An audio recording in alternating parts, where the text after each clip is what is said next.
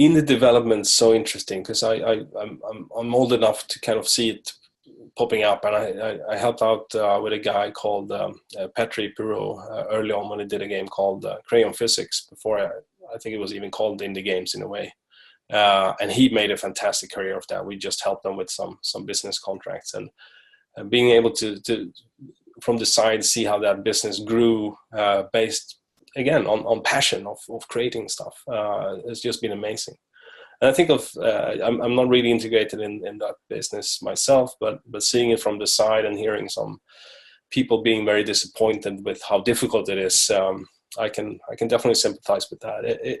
Creating any kind of music or theater or entertainment of these kinds are difficult because there's so many talented people who wants to do it out there, and it's not only always fair who gets to be the most popular or actually make a living out of it. But right now, I think what you need to do in any kinds of entertainment is make yourself stand out from the crowd, right?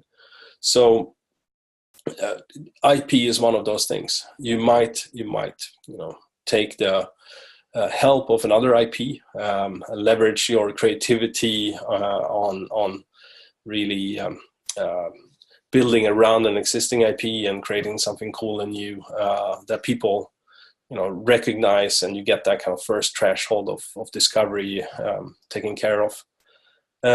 Or when you create your own IP, you really think about it from the long-term perspective. I was part of met with two guys here in Stockholm, Sweden, Mats and Johan, who very early on after they left the university had an idea they called Battlefield.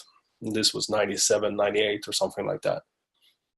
And we were sitting down and talking with them. They had really strong passion about this whole concept that you should be able to create this game where you were flying and running around and driving cars and so forth. And we were not thinking at that point that we would build a game studio that would have a franchise with many games on PC and consoles, and 10, 15, 20 years later. That's how it turned out to be, but I think it was because of their passion about just making this thing work to begin with that created this foundation that was possible for a lot of other talented people then later to build on top of. And as an indie developer, you do have those building blocks available to you. It might be really hard and might need a lot of tries before you get them right, but think about it as get the foundation right from the beginning, rather than focusing on high should the building be from the start. You can't create an entertainment IP without the passion, strong passion.